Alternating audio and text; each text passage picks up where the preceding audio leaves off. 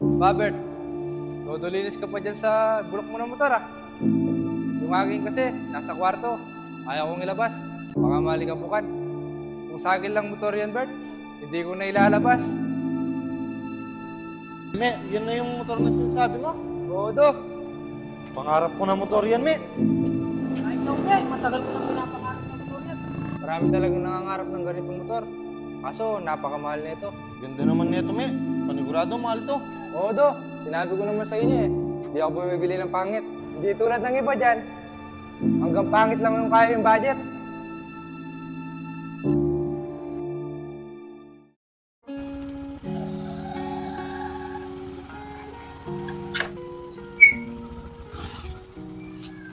Bado, todo punas ka dyan ah. Baka lalo magasgasan yan. Di naman, Bert. Mas maganda kasing gamitin yung motor pag malinis eh. Sa bagay no, Do.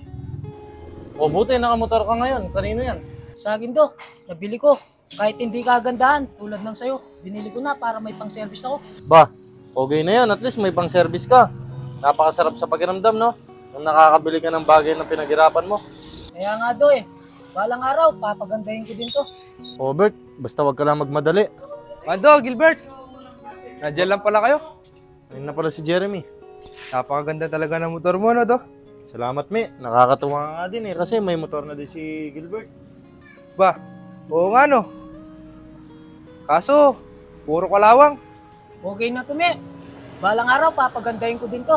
Ang importante, may pang-service lang ako. Dapat, Bert, bumili ka na. Yung medyo maganda na. Kahit tulad lang ng kay Mando. Bukas, tingnan nyo sa akin. Darating na. Aba, nakabili ka na rin? Oo, do.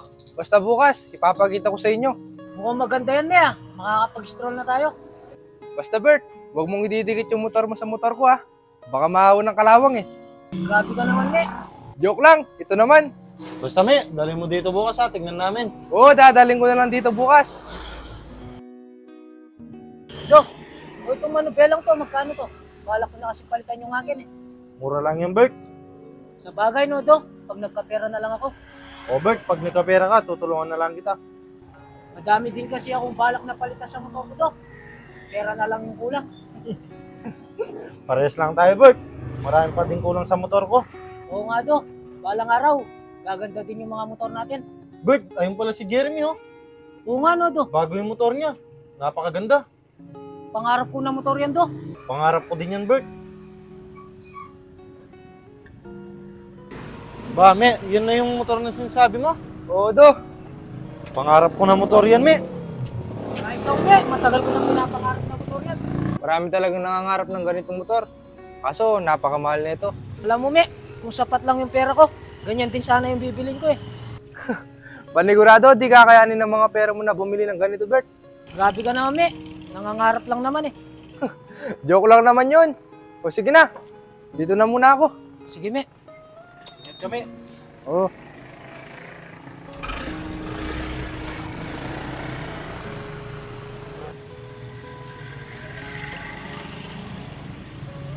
Bert, di mo napansin si Jeremy.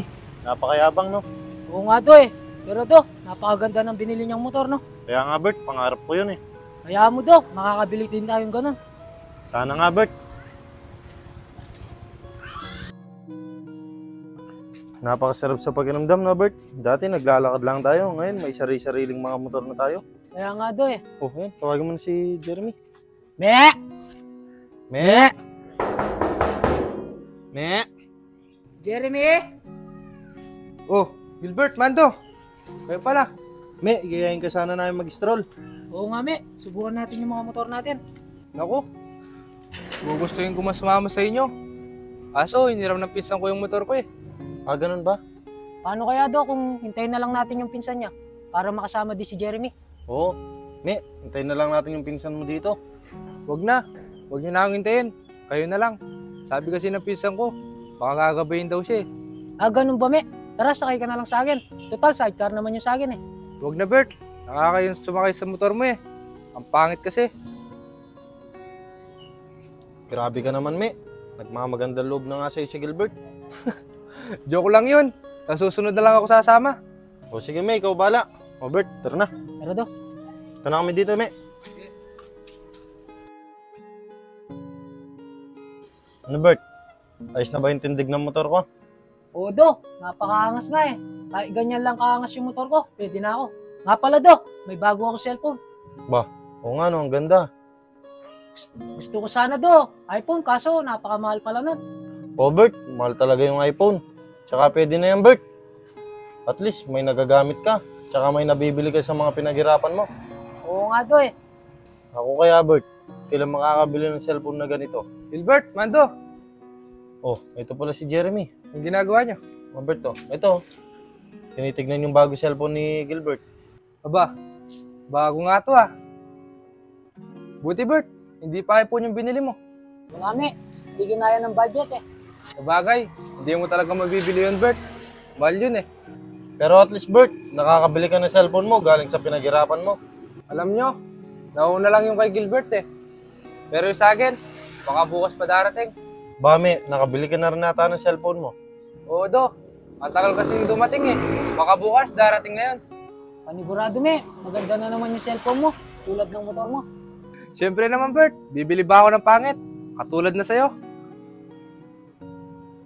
Joke lang yun Bert. Masenso ka na talaga no, me? Hindi naman do, sakto lang. Bukas me, dalhin mo sa'yo para makita namin dalawa ni Mando. Oo nga, me.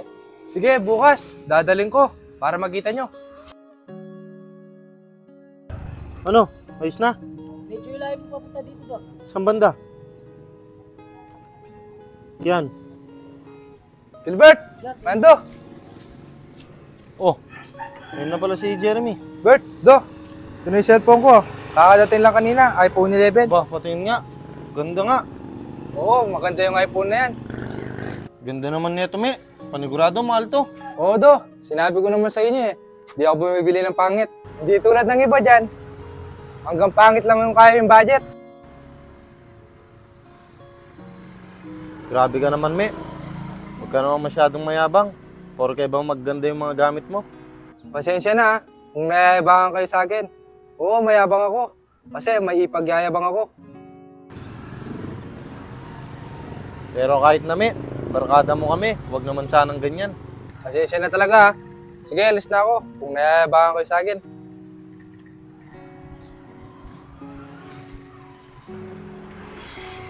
Bert, pagpasensya mo na lang si Jeremy, ha. Masyado nang yumabang. Basta tayo, ha. Huwag tayong magmadali. Makakamit din natin yung mga nakamit niya. Oo do, sino do, uwi muna ako. Sige, Bert. Basta huwag mo na lang pansinin yung mga sinasabi sa'yo ni Jeremy. Sige do. Kalimutan mo na lang yan.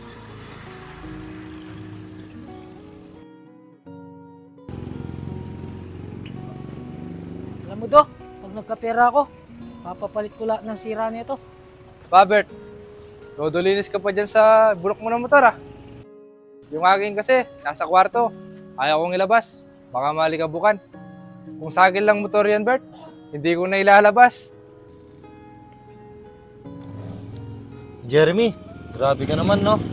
Kala mo siguro, di namin alam mga sikreto mo, no? Anong sikreto? Alam na namin, me, na hindi sa'yo yung cellphone at motor. Oo nga me, pinagmamayabang mo pa naman yung mga gamit na hindi naman sa'yo. Sa inyo na naman nabalitaan yan. Siguro, higit lang kayo sa mga gamit ko, no? Jeremy, di naman kainggit-inggit yun, eh. Alam mo, sinabi na sa amin ng pinsan mo na hindi sa'yo lahat na gamit yun. Dok, bilisan mo. Ito na. Bert, ano, sasama pa ba natin si Jeremy? Oo naman Dok, kahit ganun lang yun, kaibigan pa rin natin siya. Sa bagay, Bert. Tara, puntahan natin siya. Dito Dok.